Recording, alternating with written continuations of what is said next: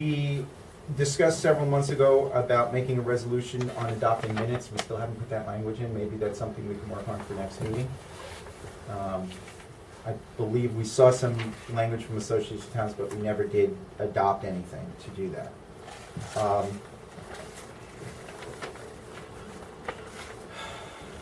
Okay, I have a couple of issues to discuss that are not directly related to the CBA, but they came out of the discussions of how we can help with some process improvements as related to the highway department.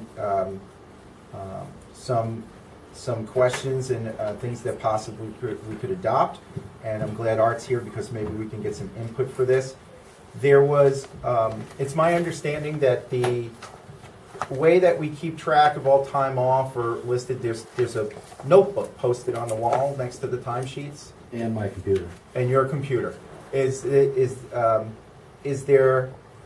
do you make a copy of that Excel spreadsheet for us to have a file in here in the office of that? Okay. Best practices from AOT and a suggestion from both our labor representative and the union representative was that that notebook not be made public because employees would know what the other employees have in time off, and that we should bring that in-house, have a copy in case something should happen at the barn that is available here, and that is kept on file, and it would act as a check and balance. Also for timesheets, I guess we have been giving time in quarter hours. Is that how we've been paying the guys, quarter hours? Do you go down? Once in a blue moon. Only if they take comp time on an hour and a half, then they get a quarter hour. But Okay. generally, guys leave, time off is a half hour. Or Okay. whatever. Well, I mean that we're paying them when they show up. Like if they work on a call-in or whatever, or work at the end of the day, we pay just to a quarter of an hour, correct? It's very seldom you end up on a quarter. Okay. I guess the new practice is to pay in tenths of an hour and to be able to keep time in tenths of an hour. So we don't ding someone who comes in until they're 7 minutes late. It's just a practice. In order to do tenths of an hour, they suggested that we get some sort of time clock that we have that we can keep records of the sheets and have a copy of our time. Well, if we do the right time clock that has software, you can get directly, you'll know right at your computer what everyone clocks in and clocks out. And then when you go to do payroll, you could just press one button and send it over to Kelly. So you're proposing a series of best practices here, but we're not actually going to do anything until a bargaining agreement. Actually, both the bargaining agent and the labor relations agent said that it has nothing to do with the CBA at this point. It's just like best practices to have. Yeah, I agree that it is. I mean, we should work on these things, but I'm very, Well, we're like months from implementing this right now. right. Because I'm super wary of Okay. even discussing it. Well, that's while fine. we're If in you'd the like me to midst of stop, I have a list of issues that they discussed that we wanted that they thought would be really good. So if you want me to wait, I can wait on it. It's just they were hoping there was an issue about timing of paychecks and that and a number of things. So I have a list. So if you want to review this at some point. Is this so? It's different. If these are things requested by the staff, then that's no problem. It was things requested by the senior member of the staff who's their shop steward, quote unquote, in relation to both our labor guy and Tom all in a room, okay? Said, yeah, this would be really good. Like, how do you do it, okay? They came up with. So if you want to wait, we can wait, okay? Like having a having a day off sheet with copies to everybody. So if they want to take a day off, it gets signed and it gets put away. We have a file.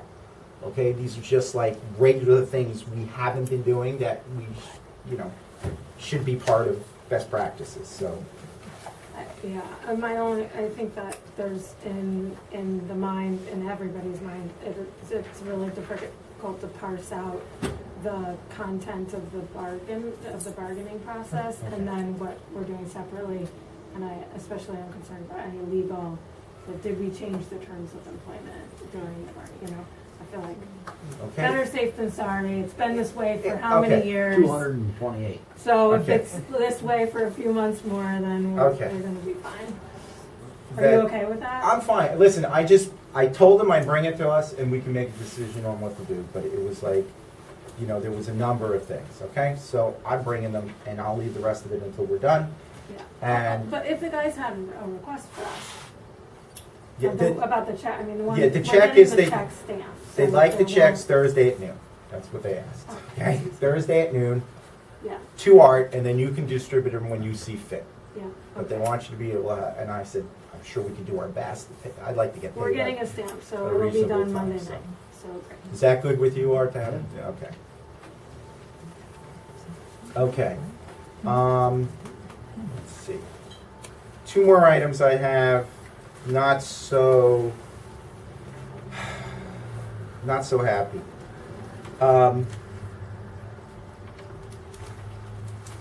I received an email that one of the members of the board has leaked information to the union representative from the other side, stating what some of our strategies were for the negotiations. And I just have to bring it up that it was completely unethical and could be completely injurious to our effort to ratify an agreement and could cost the town tens of thousands of dollars. And I would respectfully request that the person which was named in my email, if they cannot refrain from taking place in the confidential executive sessions, sit it out until we're done with the CBA because of personal relationships. And I'm sorry I have to say it, and I'm not going to get any deeper, but I'm deeply saddened by this. I see the teardrops. Yeah, it is. It could mean $10,000 or $20,000 to the town right now. That's the least of your worries. No, it's not the least of worries, sir. Yeah. Just like I'll give you an answer. Chris. The information you asked how much money we're going to pay the labor negotiations expert, who has negotiated countless agreements with many towns and municipalities, and is foremost expert in this field. We did not set any price to do that. We have a per hour rate. It came out on one of the truther websites that we passed a resolution to spend $5,000. That is not only wrong, but when we're typically asked how much one of these agreements go for, in our executive session, there was a range and the number was met. So someone also from the executive session told the website the information that was confidential in our meeting. So there's 2 confidential sources broken. If you don't think that's an ethics violation, I don't know what is at this particular Oh, it point. definitely is. But could you answer my question, how much you're... Well, you're out of order. We have not agreed to a dollar Chris, figure. this is Okay. not a back and forth. Fine. Any other council comments? No. So he's doing it. Other comments? Okay, great. Moving on to decisions. I don't have a resolution, but I think what we can do is a motion, and Linda, if you'll get the minutes to me, I'll have Kelly bring it to the bank, and that should be all right. If not, we'll need a resolution. But this is the approval of having Neil, giving Neil authorization to do banking on behalf of the town. Yeah. So we need that motion. I'll make the motion. Second. Any discussion? Sounds reasonable. All in favor? Aye. Any opposed? Any abstentions? I abstain. And so this is a motion to authorize Neil Yurden to do business, to do banking on behalf of the town. Okay. There's a formal process for amending local law. If we are, so rather than bring a resolution, I wanted to put it on the table. It says, if this is a request from the planning board to amend local law to, it's in the second piece here, to change the language, to add, rather than just simply due to a conflict of interest, the alternate members could serve in place of planning board members that due to a conflict of interest or are absent from the meeting, alternate members can serve in place of the town planning board. So moved. Okay. I'll second. Any discussion? No concerns with it? Okay, great. All in favor? Aye. Aye. Aye. Any opposed? Any abstentions? Aye. Let me get this, he made a motion to what? The motion was to change the language. The alternate members of the town planning board shall serve only in a place instead of planning board members who cannot participate due to a conflict of interest to the following. The alternate members of the town planning board shall serve only in a place instead of planning board members who cannot participate due to a conflict of interest or who are absent from the meeting. Okay, But to clarify, the motion is to pursue an amendment to first, local that's what I want to law. say, pursue an amendment. And so Greg, would you, with that, there's a Yeah. series of resolutions, Bless a it. public hearing, and, Get it filed. well, yeah, I mean, we'll need to, and do the language for the resolution, Oh, okay, sure. all of that. Yeah. Thank you. You got it. That's what I needed to pursue the amendment. Great. That's the wording I needed. Great, thank you. Okay, great. All right, so we have several now, and now we need to add the Board of Ethics. And we can separate these out if folks would like. The decision to advertise, we now have Eddie Watt has resigned. He's working 3 different jobs right now, and it just feels like he can't fulfill, he really wanted, he was so excited about this position, but he just doesn't have the time now. Art Sky resigned his position as the planning board chair, and then we now have the open Board of Ethics seat. So Virginia Sky, who's been a longtime member, although it was an inactive Yeah. board. So we'll need to fill those. I would recommend advertising for all 3. Okay. It never hurts to have choice. Okay. It'd be nice to get some new people who participate through the process. It's hard, but I think it's important.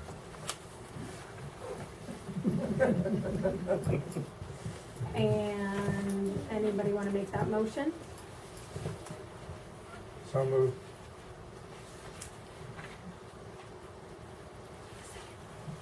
Second? Any discussion? All in favor?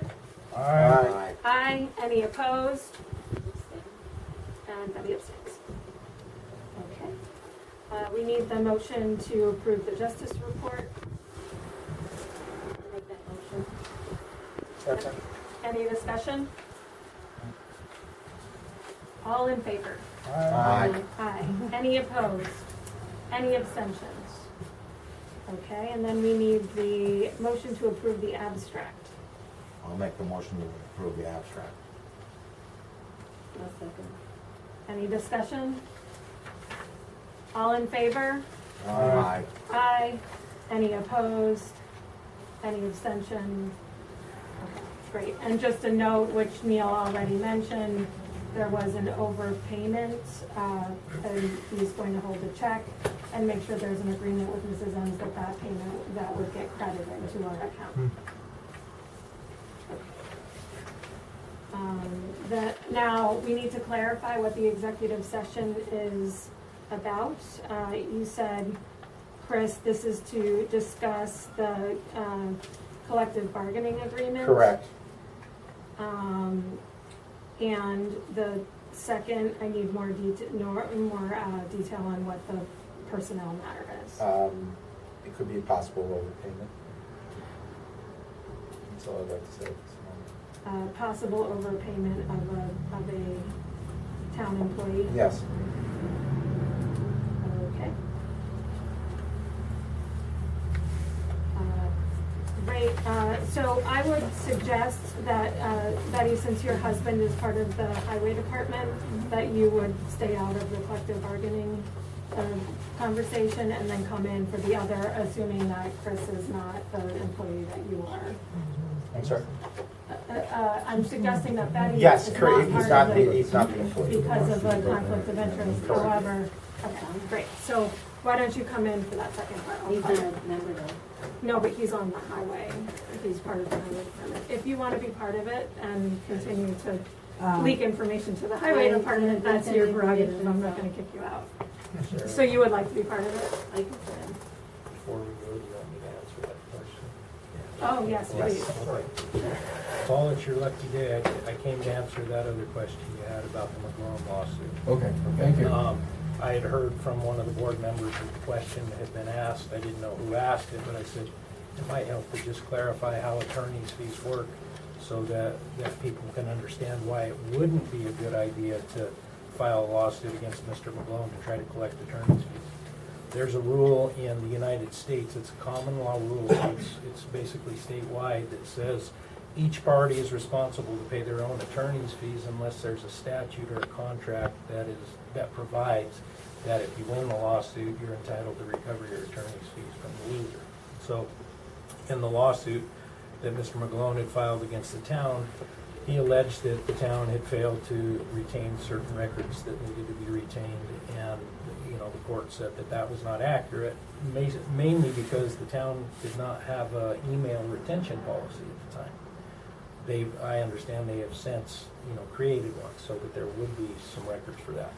But it wasn't, a law that they have that, so the court found that they weren't required to, and the only way that Mr. McGlone would have been entitled to recover attorney's fees if there had been some sort of abuse of discretion or bad act or intentional wrongdoing that had been perpetrated by Linda or someone in charge of that, and the court found that there was no evidence to support that.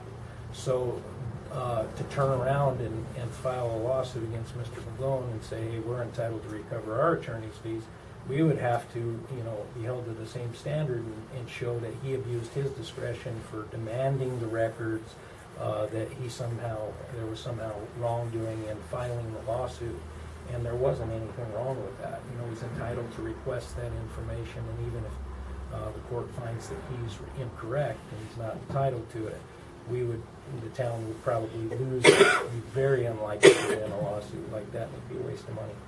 So, for my legal recommendation would be don't waste the town's money to do something like that. It's unfortunate the situation arose, but it is what it is, and the court found a way to. So, Thank you very much. Absolutely. Thank So, Sure, we never had a motion in a second, or a vote to go into executive session. Okay. I make a motion to go into executive session. Second. Aye. Any opposed? Any abstentions?